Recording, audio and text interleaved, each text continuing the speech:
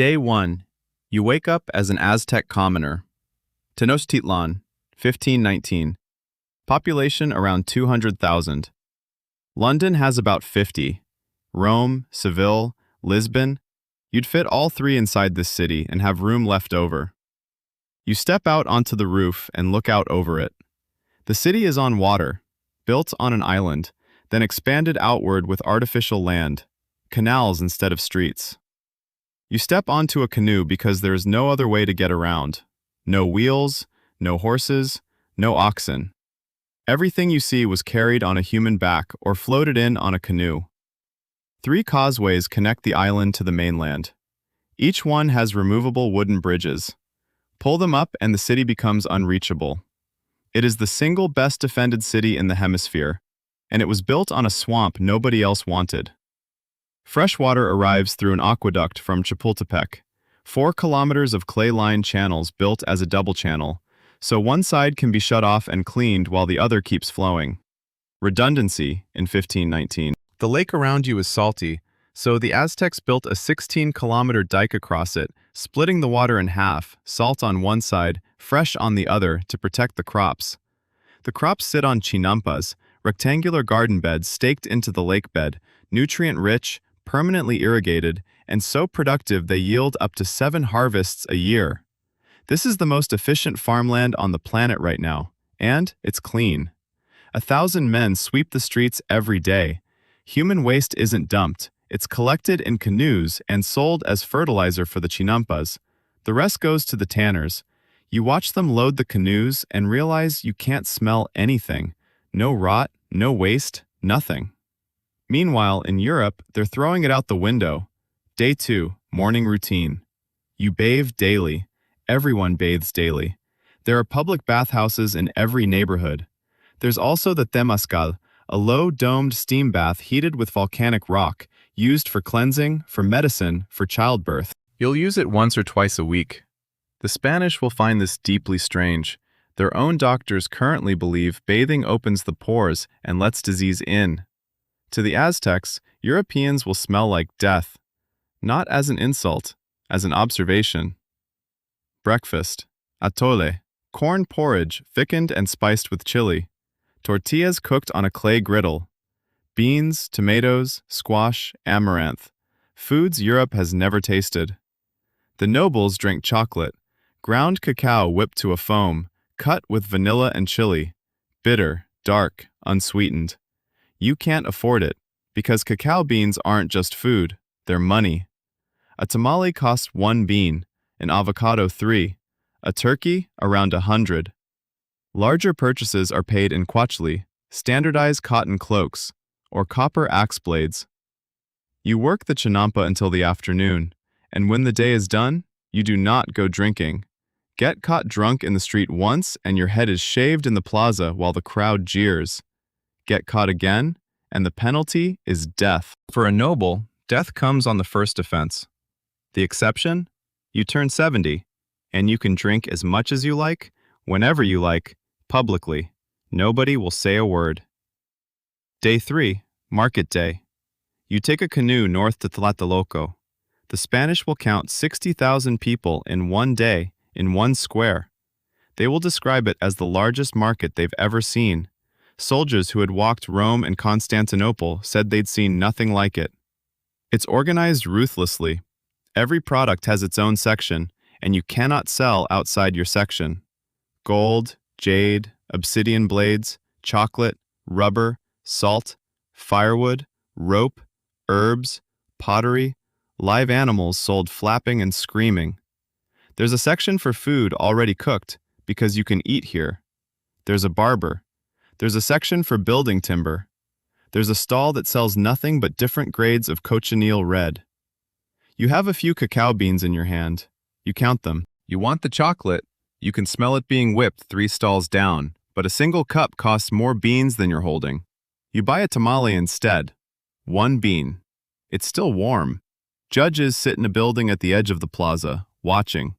Cheat a customer and you're dragged in front of them the same day. Fix a price. Use a false measure, sell stolen goods. Punishments range from public destruction of your merchandise to enslavement. And in the far corner of the market, people. Human slavery exists. You see them standing in wooden collars.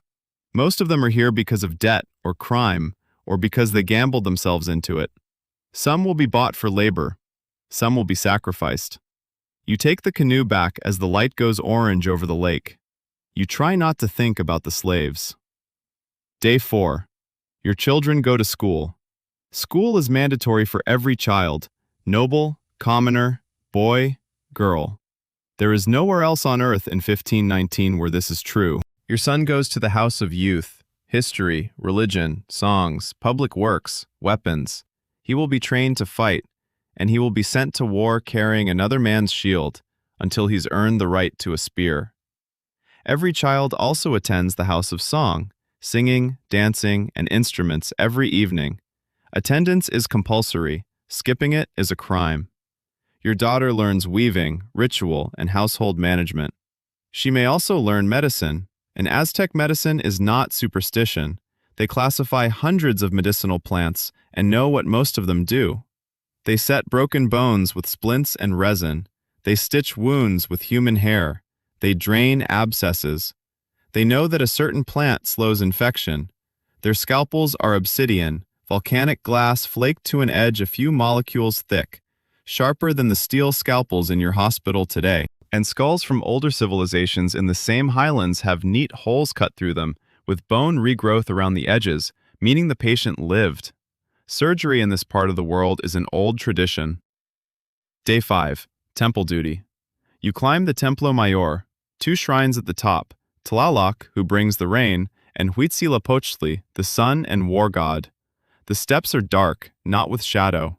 Yesterday, 4 captured warriors were brought to the summit, held down over a stone, opened below the ribs, the heart lifted out and shown to the sun. The logic is not madness, it's cosmology. The sun is losing a war against the darkness.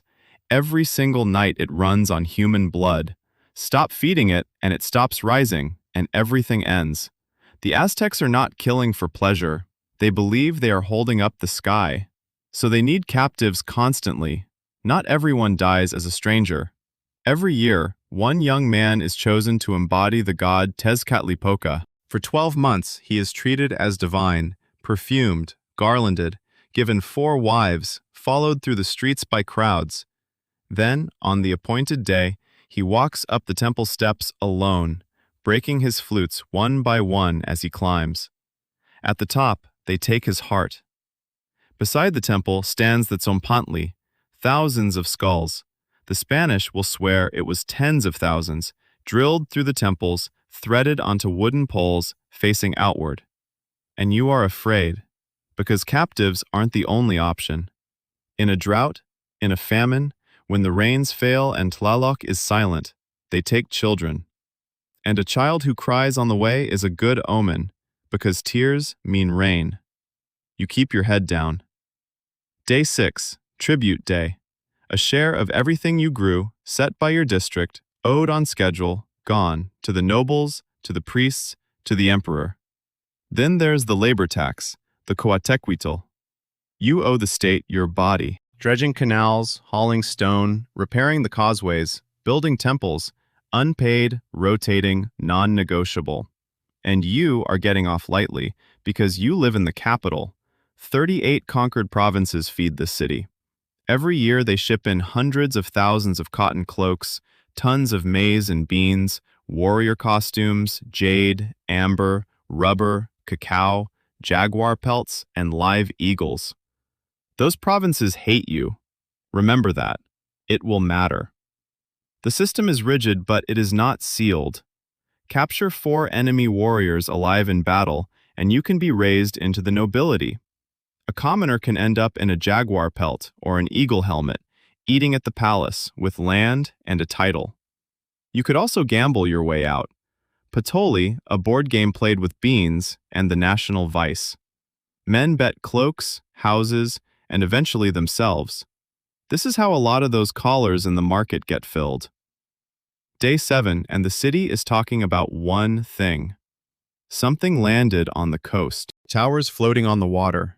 Men with hair on their faces. Animals that a man can sit on. weapons that make thunder and kill from a distance. The reports come in through the messengers of the coastal provinces. They contradict each other. They keep arriving. People say there have been signs, a column of fire in the night sky, the temple burning without a cause, the lake rising when there was no wind. In the palace, Moctezuma, the most powerful man in the Americas, ruler of 5 to 6 million people, is weighing his options.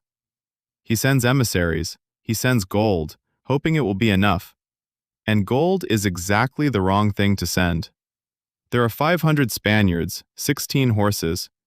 They will be joined by tens of thousands of Tlaxcalans and Totonacs, the people this city has been raiding for captives for 100 years, who have been waiting a very long time for someone to hand them a reason. You're teleported back. This city had clean water, mandatory schooling, public sanitation, botanical medicine, a functioning legal system, and engineering that Europe could not match. The people in it wrote poetry about how brief life is and how beautiful it is anyway. They also cut the heart to make it rain, both at the same time. Not a contradiction they were hiding, a civilization they were building. They weren't savages, they were brilliant and brutal, and they were about to lose everything.